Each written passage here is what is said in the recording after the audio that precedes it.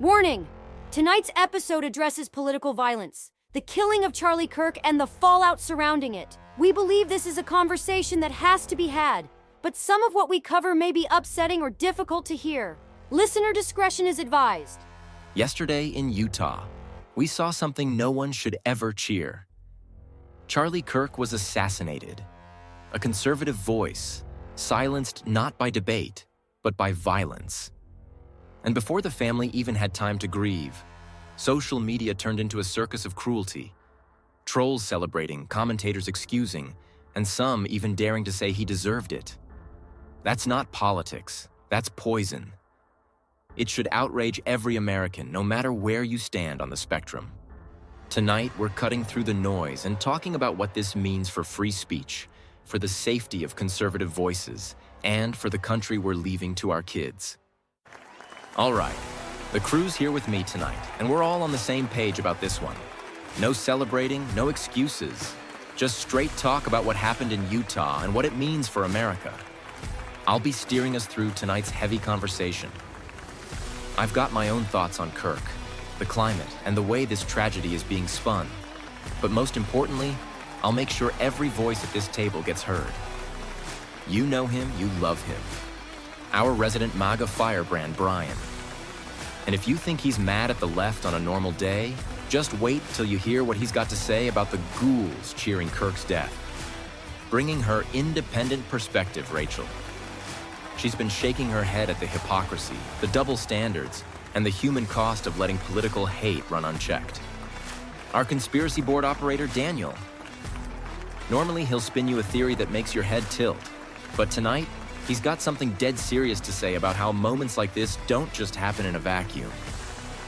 And finally, Skylar.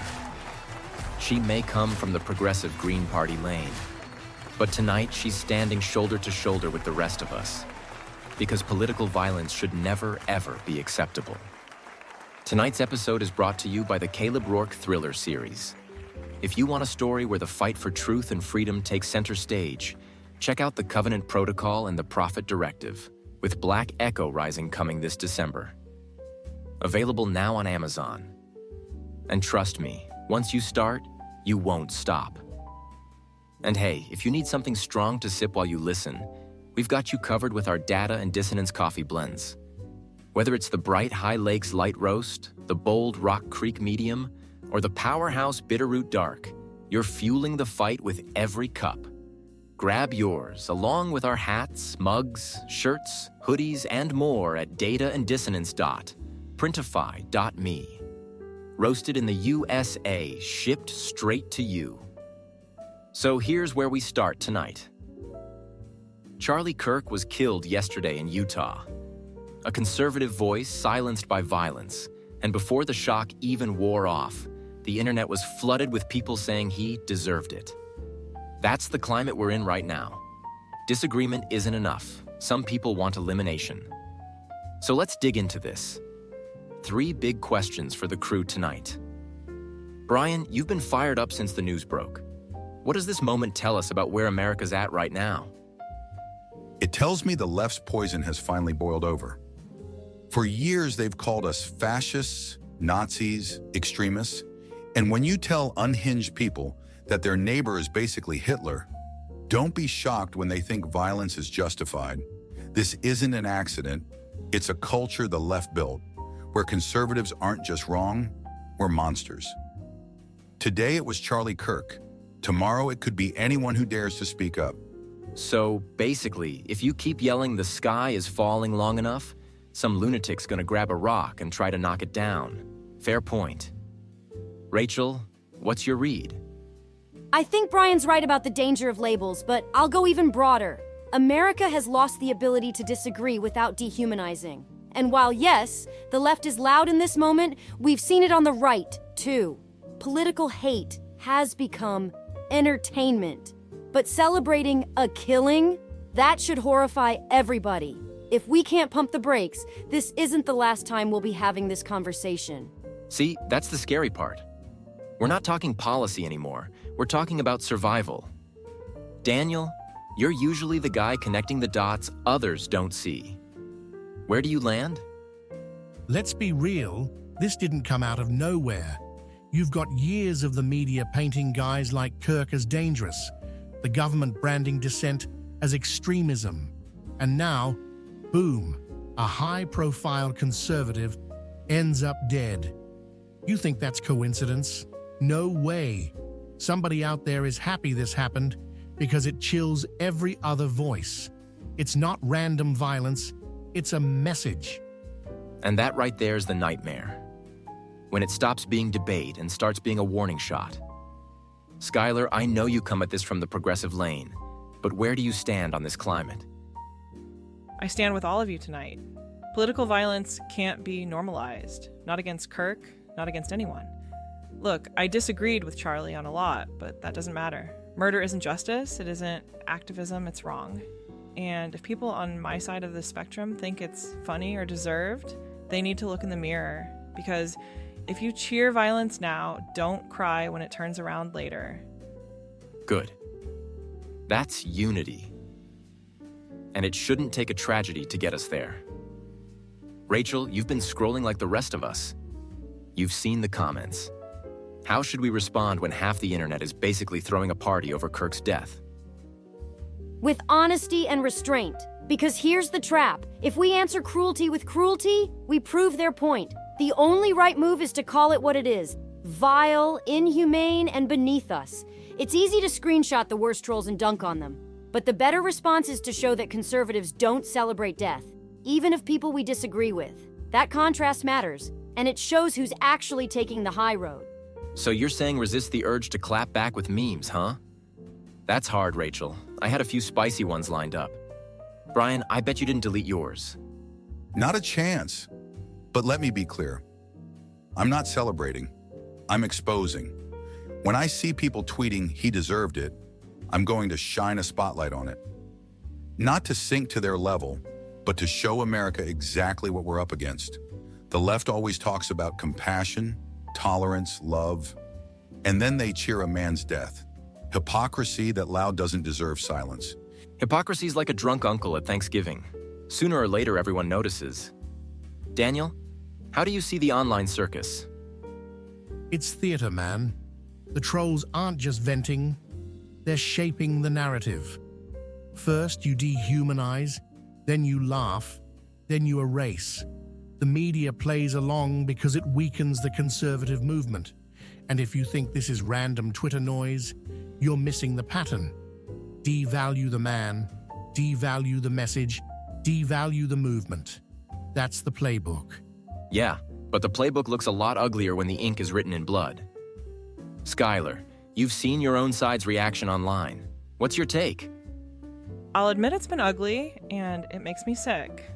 I've seen progressives I usually respect posting things that cross every line of decency.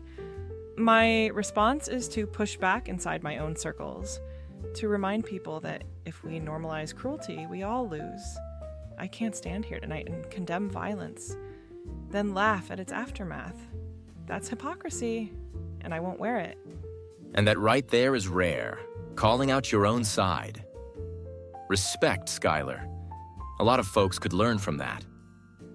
Daniel, let's start with you this time. After yesterday, do conservative voices need to assume they've got a target on their back? Absolutely. We're past the point of theory. Kirk was proof. Every conservative voice with a platform has to understand they're not just debating ideas, they're risking their safety. It's a chilling effect, and that's the point. When free speech becomes life or death, you don't just silence individuals, you silence a movement. And I think that's exactly what some people want. Which makes free speech less about rights and more about courage. Brian, you've been nodding. Are we in target territory now? Without a doubt. If you're a conservative speaker, podcaster, politician, you're a target. But here's the thing, it won't stop us. We've been through smear campaigns, cancel culture, FBI investigations, now political violence. And every time we come back stronger. Kirk's death isn't the end of the movement, it's a rallying cry. If they thought fear would shut us up, they don't know conservatives. So the message is, Don't flinch. Rachel, what's your perspective? I think conservatives do have a bigger risk now, but we also have a bigger responsibility. You don't answer hate with hate, you don't meet violence with violence. The answer is courage, but also clarity. Keep speaking the truth, but do it in a way that shows we're better than the mobs cheering online. If conservatives live that out, then Kirk's death won't silence the movement. It'll refine it. Well said. Skylar, you get the last word on this one. Are conservative voices more at risk now? Yes, and I'll be blunt. The whole political system is at risk when voices get silenced this way. Today, it's conservatives. Tomorrow, it could be progressives. Violence is contagious, and once it becomes normalized, no one is safe. That's why I stand with you guys on this. Not because I share your politics, but because I share your belief that political ideas should be fought with words, not weapons. And that's the core of it. Words, not weapons. Debate, not bullets. Disagree, don't dehumanize. If we can't get that right, America loses more than Charlie Kirk. All right, panel, we've been through a heavy one tonight. Charlie Kirk's killing isn't just a headline. It's a moment that forces us to look hard at the state of our country. So let's bring it home the way we always do. Final thoughts. What does this tragedy really mean for America, for free speech, and for us moving forward? This is personal for me. Charlie Kirk represented a generation of conservatives who refused to bow down, and that's why he was hated. His death should wake people up to the reality that we're in a fight not just for votes, but for survival. And my message is simple. Don't back down. Don't give them the silence they want. If anything, we should be louder, prouder, and more committed to our values. Because if one voice is taken, 1,000 more should rise to take its place. For me, this is a reminder of how fragile democracy really is. When we lose the ability to argue without turning opponents into enemies, we invite chaos. Political violence is not an American value. It never has been, and it never should be. If Kirk's death teaches us anything, it should be that we have to recommit ourselves to decency. Not weakness, not silence, but decency. Because the minute we justify cruelty for convenience, we've already lost. I'll say it straight. This wasn't just one man getting killed. This was a shot at the movement. And people better understand that. Whether it was planned, exploited, or just used by the media, the result is the same. Conservatives are supposed to shut up. But if you know me, you know I don't shut up, and neither should anyone else. We honor Kirk, not by mourning in silence, but by refusing to let his message die with him. As someone who didn't agree with Kirk, my final thought is this. Disagreement is human, violence is not. The more we normalize celebrating someone's death because we didn't like their politics, the more we tear at the fabric of our country. And I'll say this to progressives listening tonight. If you cheered, you're wrong. If you excused it, you're wrong. We can be better than that. We have to be better than that. Because once we cross this line, no one is safe. Here's where I land. Charlie Kirk was a polarizing figure, no doubt about it. People agreed with him, people disagreed with him. That's politics. But nobody should have to fear for their life because they picked a side. That's not freedom. That's tyranny dressed up as activism. What disgusts me the most isn't just the act itself, but the celebration that followed. The trolls, the media spin, the smug voices who couldn't wait to dance on a man's grave. That's not bravery. That's cowardice hiding behind a keyboard. And it says more about them than it ever will about Charlie. So here's my challenge. Don't let this moment harden your heart, but let it steel your resolve. Speak truth louder, stand firmer, and carry yourself in a way that proves we are better than the poison that killed Kirk. Because if we let fear or hate win, then we've already lost. Remember to speak truth. Stir thought.